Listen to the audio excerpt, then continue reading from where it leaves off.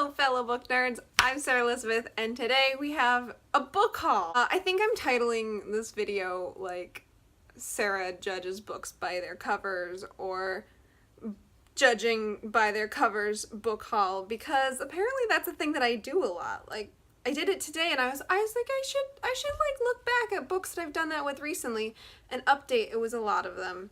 And so I figured just book haul them all, right? Let's jump into it. The first book today is The Start of Me and You by Emery Lord, which I don't know what it's about. It looks cute. Look at the girl. She's diving into water. Is that a heart? I think so. It looks so cute. And also, maybe this should be judging books by their covers and their prices because it was clearance at Books A Million. I'm a broke college student. I gotta, you know. See, the thing about books is like it's an investment in your life to read it. Like, what if this is the book that's going to change your life? You can't know that unless you pay the money to own it because the cover was cute and you like the color scheme.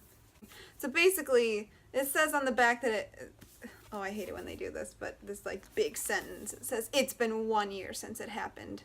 Her boyfriend died in a swimming accident.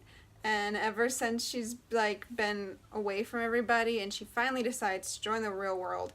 And first on her list is go out on a date with Ryan Chase, her longtime and newly single crush." Which, like, you had a boyfriend and he died and you had a crush on somebody the whole time? I'm gonna read it and then I'll tell you what I think of it. I think I was gonna look everything up on Goodreads, but then I kind of decided against it because I'm literally judging them by their covers. This is a cover. This is a cover. We're judging it based off of that. The description sounds questionable, but the cover was cute and it was cheap, so that's what they're judged upon today. Next book I've got today is The Upside of Unrequited. Oh, no, just kidding. This is based off of their covers, their authors, and their prices. Now there's 3 factors. It's just growing. This one I picked up because of the author, Becky Albertalli, she writes Simon versus the Homo Sapien Agenda, which is a great book, and I loved it. And so when I saw that this book existed, I was like, I have to buy it. And I just like picked it up off the shelf and said, yes, this is my book. And didn't even like read the inside of it or didn't check anything, just bought it. Oh, I read it already. It's super good. I should do a spoiler-free review of this. It's a super good book and I related to the main character so much. Molly is growing up with 2 moms and a twin sister who's like everybody's favorite person, and then a really adorable little brother, baby brother. And she and her sister are both, you know, like 13 years older than their brother. And they're just they like live in New York and they're trying to find their way in the world. And Molly has never been kissed and she's 16 and she just feels like a total outcast because of it. She's had all of these crushes on boys and none of them have worked out and she wants to figure out why. And her finding herself and accepting herself and trying to like herself despite her flaws and for her flaws was something that really resonated with me, and specifically even more so like called back to my younger self and was like, it's okay, things will get better. So really recommend this. I'll do a more fleshed out review. Our next book today is Words in the Deep Blue. And yeah, I just picked this up because I thought it was pretty and it had the word words on the front, which made me think it was going to be all about a book lover, but evidently it's not really the case. It's by Kath Crowley, who I'd never heard of.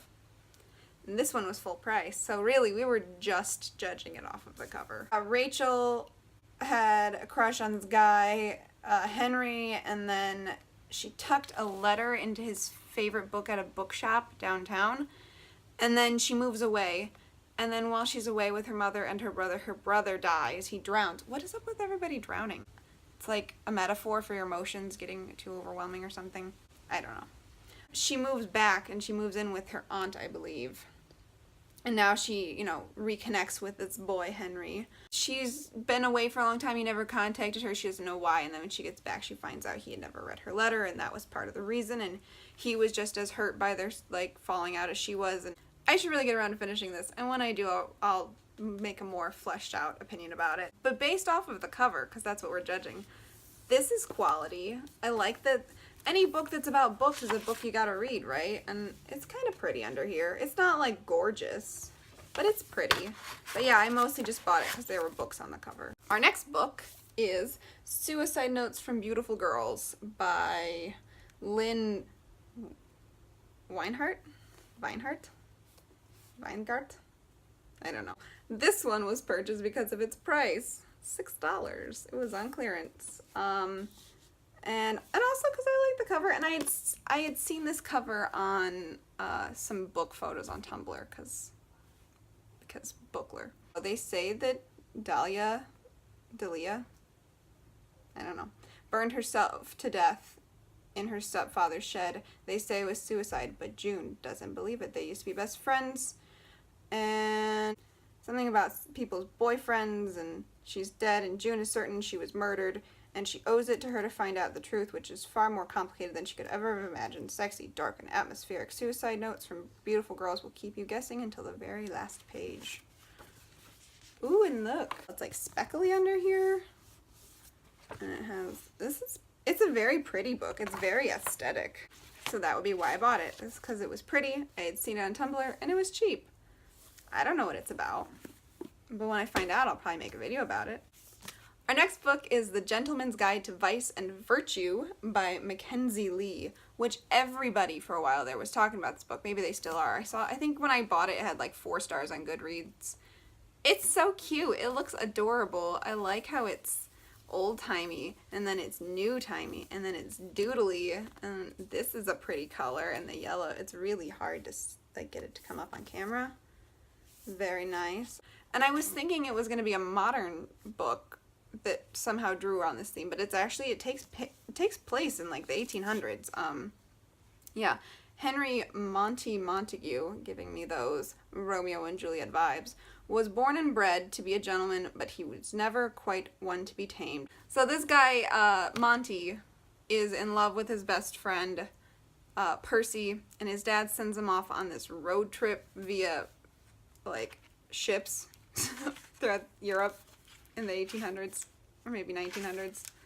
And basically it's supposed to, like, turn him into an adult, but I think shenanigans are just going to be all that occurs. I haven't read it yet. I haven't had a chance. I bought it right before school started. You can see from my, I don't know if you can see it, from my gum wrapper bookmark. I read about, what is it, 30 pages? And yeah, and then I had to abandon it because other books showed up in school and things. Pretty book though, that was the main reason. It's pretty. And I had heard good things, vaguely, from other people. Next, we have The Inexplicable Logic of My Life, which I picked up because of the author Benjamin Alere Sanza, I think.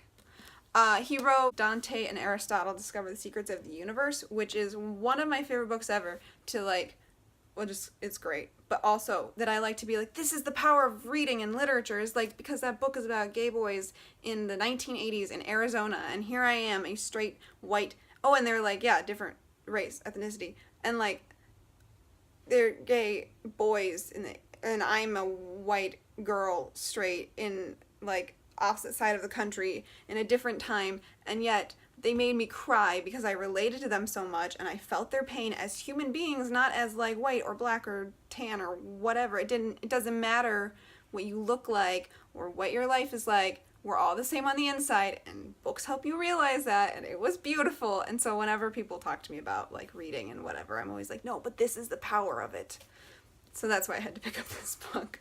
Long winding road back to this. Oh, it's so good. I love Dante and Aristotle, or is it Aristotle and Dante? I can never remember the order of their names, but so I knew that this was a book I was gonna like, and I just haven't gotten around to reading it yet, but I will. I'm very excited about it. I just have too much school going on. This one, Summer Days and Summer Nights, edited by Stephanie Perkins. That is why I bought it.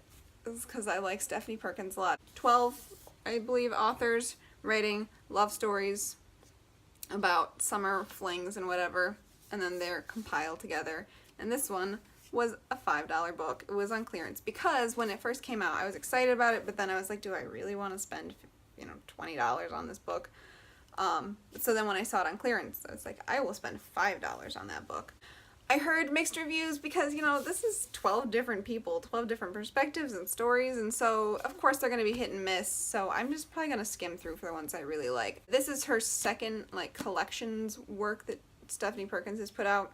The other one is called My True Love Gave to Me, and it's the same idea but with Christmas stories, and that I love, love, love. I read it every year at Christmas time, like the 12 days before Christmas. I'll read a story each day because I'm just a nerd like that. So this one doesn't have that same like capability though. It's not like I have a summer holiday to like read these leading up to or whatever, so it doesn't have quite the appeal that the other one does for me. Next, we have Far From the Tree by Robin Benway, who writes Emmy and Oliver, and that is why I picked up this book. Emmy and Oliver is one of the most precious stories I've ever read.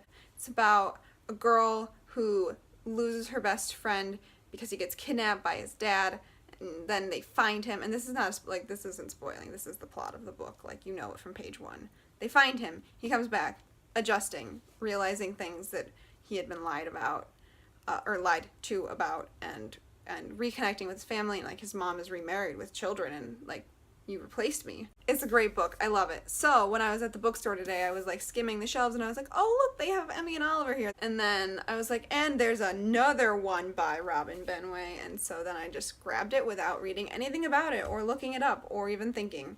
I just bought it because of the author. It says being a middle child has its ups and downs, but for Grace, an only child who was adopted at birth, discovering that she is a middle child is a different ride altogether. So it's about a girl who like finds her family, and I did look this up on Goodreads this afternoon, and it had like 4.5 stars and people were loving it. I'm so excited to read it. I need to find time in my schedule. This is gonna be horrible. I'm just gonna have to make time. Our last book for today is Love is Both Wave and Particle, which totally was just an impulse buy because I really like the cover of it with the little girl with her cloud and the little guy with his book. I don't know if you can see it. It's by Paul Cody.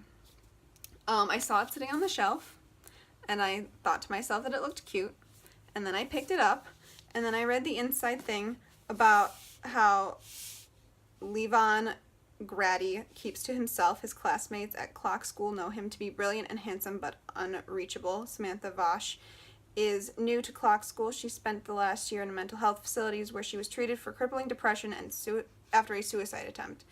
And like them coming together and finding each other.